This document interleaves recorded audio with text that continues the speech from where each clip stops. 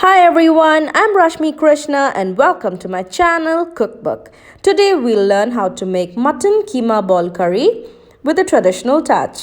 This special recipe is filled with flavors from the south. It's absolutely delicious and is definitely made for mutton lovers. So do try this out.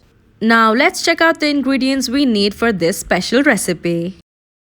For this recipe, we have taken 1 kilogram of minced mutton or mutton keema, and the bones are separated and kept aside as we will be using them shortly. You would usually get the bones when you buy mutton keema, else you could also buy it separately because we need the broth from these bones.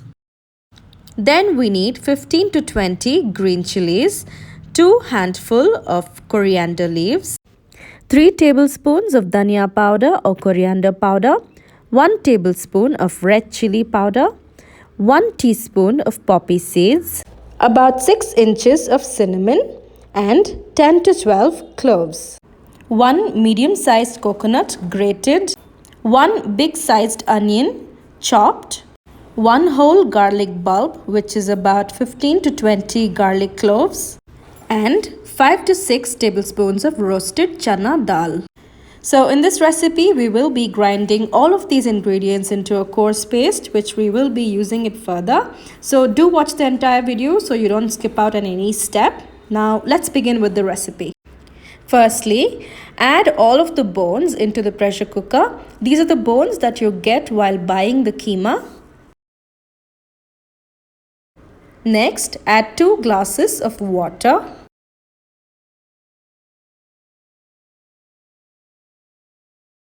Next, add a 1/4 teaspoon of turmeric powder.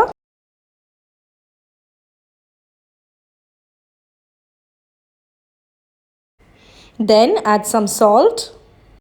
Then turn on the stove to medium-low flame and place the pressure cooker over it and let it heat. And once it heats up, close the lid and put on the weight and let it cook for 2 whistles. Then we'll turn it off and let it cool down.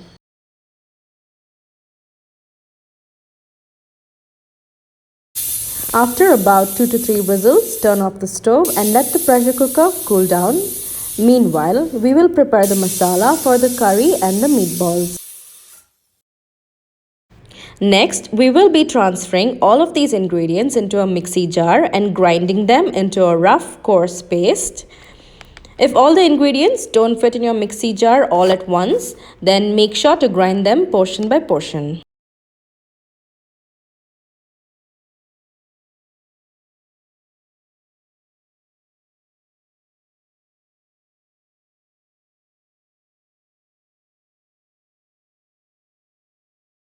Next, transfer the ground thick paste onto a plate and make sure to remove all the ground masala from the mixie jar, but do not add any water in this step. Then divide this masala into 2 parts with your hand like this, where one part will be used for the meatballs and the other part for the curry. So now transfer one part of the masala back into the mixie jar along with some salt. And do not add any water in this step. Now grind it into a smooth paste as this masala will be mixed with the minced meat or the mutton keema to make the meatballs later. And please note that in this step you will need to add enough salt that is required only for the meatballs, as we will be adding more salt into the curry later. And this is the kind of a smooth texture that we need. Next, add the smoothly ground masala onto the minced meat or the mutton keema that we had kept aside and mix it well with your hand so that the masala blends with the meat properly. This makes the meatballs absorb the masala and make it juicy and flavorful. Next, transfer this meat and masala mixture into the mixie jar part by part and lightly grind it for very few seconds to make the meat more smoother. Doing this helps the meatballs bind well and stay intact and not break apart when the meatballs are put into the hot boiling curry.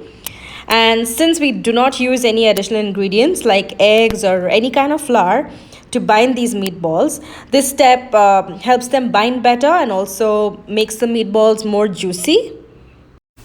And this is the kind of texture we're looking for when we grind the meat and masala in the mixie for a few seconds. Next, take the other half portion of the masala that we had kept aside in the plate and transfer it into a mixie jar and grind it into a smooth paste.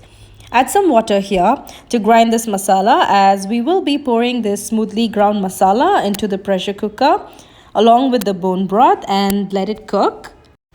Now that the pressure cooker would have cooled down, remove the weight and open the lid.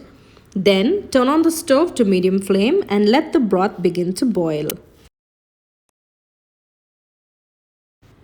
Now that the broth is boiling, pour in the ground masala from the mixie jar into the pressure cooker along with the broth. Add some water into the mixie jar and pour out all the remaining masala stuck in the mixie jar and mix the curry well using a ladle.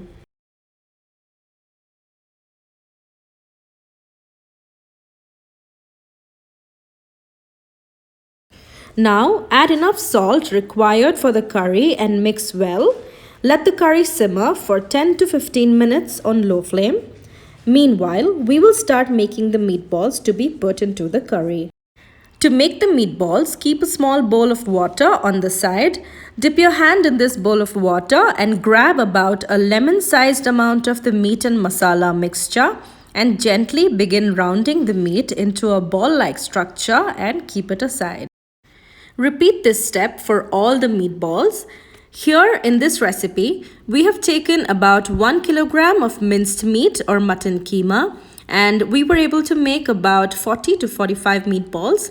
So the number of meatballs depends on the quantity of mutton you have taken. So now all the meatballs are ready and we will slowly drop them one by one into the hot boiling curry. And make sure that the flame is on medium to low while dropping the meatballs into the curry. Since the curry is boiling and bubbling till the brim, it is normal for the curry to have a frothy layer on the top.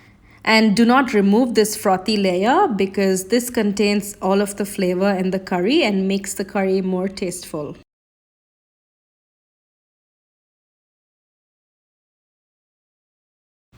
Finally, after adding all of the meatballs into the curry, let the curry continue to simmer for another 15 minutes and then turn off the stove.